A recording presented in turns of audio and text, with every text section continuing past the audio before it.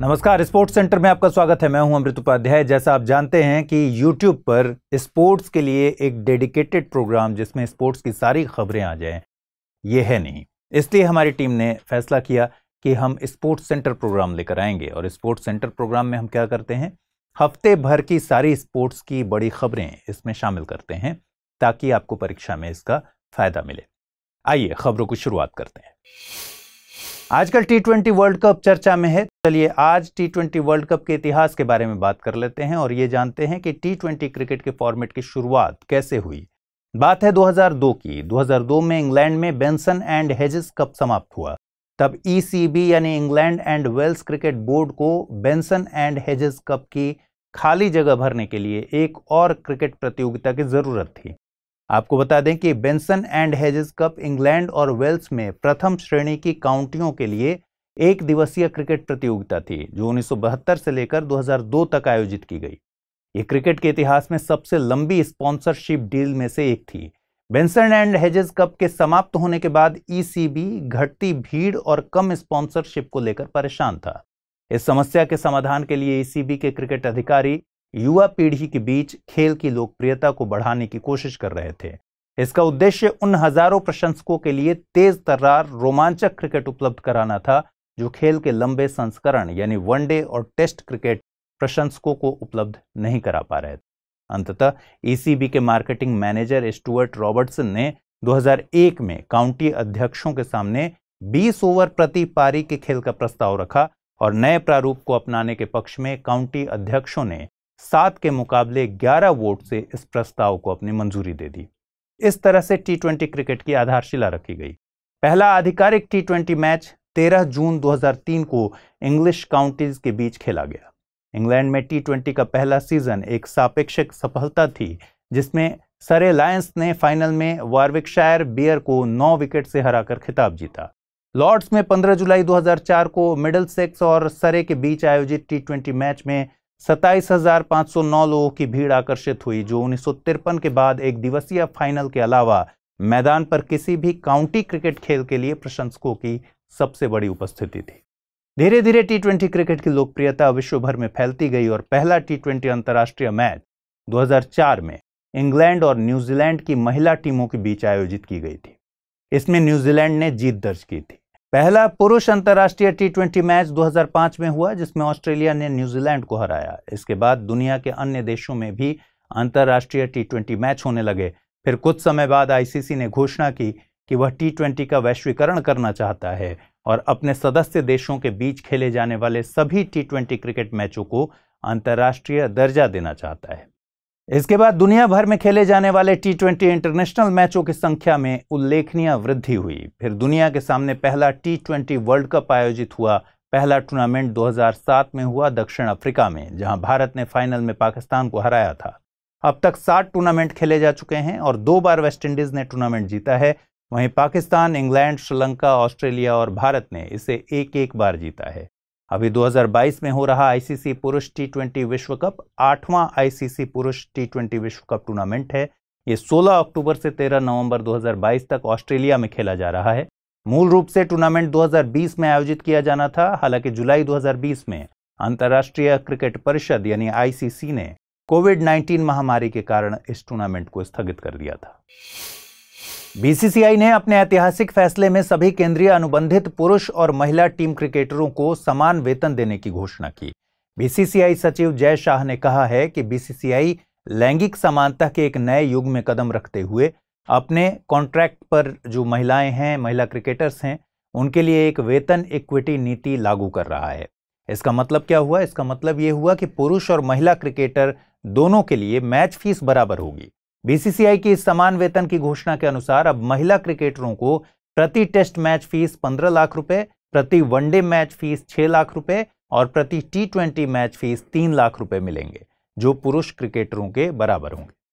BCCI का यह फैसला निजी क्षेत्र में समान वेतन की दिशा में एक महत्वपूर्ण कदम है। भारतीय संविधान में भी समान वेतन को बढ़ावा देने के लिए कई प्रावधान हैं, जैसे अनुच्छेद 14, अनुच्छेद 39D और अनुच्छेद 41।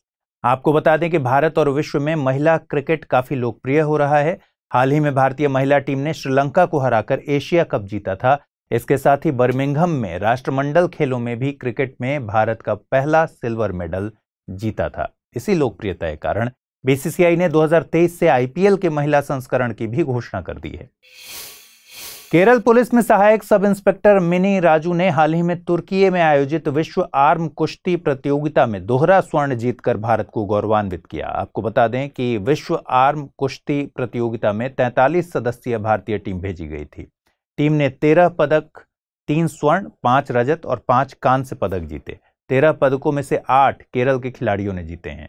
मिनी राजू टीम की कप्तान भी थी। साथ ही 1979 के बाद इस आर्म कुश्ती प्रतियोगिता में देश के लिए दोहरा स्वर्ण जीतने वाली वे पहली महिला खिलाड़ी बन गई हैं। पूर्व जूनियर विश्व नंबर 1 खिलाड़ी शंकर मुथुसामी स्पेन में आयोजित विश्व जूनियर चैंपियनशिप में चीनी ताइपे के कुओ कुआन लिन के खिलाफ फाइनल मुकाबले में हार गए। इनको सिल्वर मेडल मिला, लेकिन शंकर मुथुसामी विश्व जूनियर चैंपियनशिप में सिल्वर मेडल प्राप्त करने वाले दूसरे भारतीय पुरुष शटलर बन गए हैं और प्रीमियर जूनियर चैंपियनशिप में कोई भी पदक जीतने वाले 9वें भारतीय शटलर बन गए।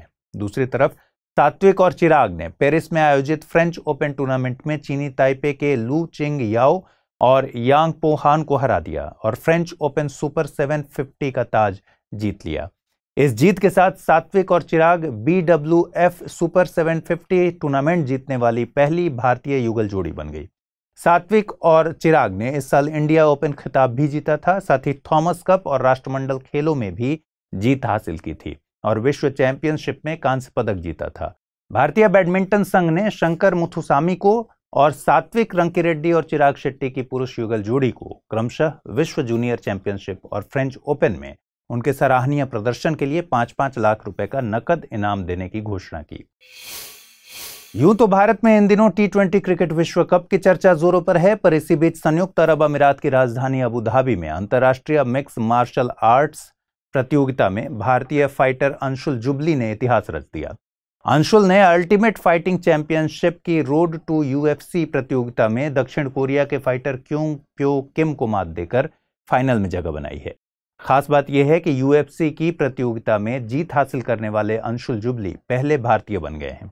अभी तक के इतिहास में UFC में किसी भी भारतीय फाइटर को जीत नहीं मिली है। ऐसा कारनामा करने वाले अंशुल पहले भारतीय MMA फाइटर हैं।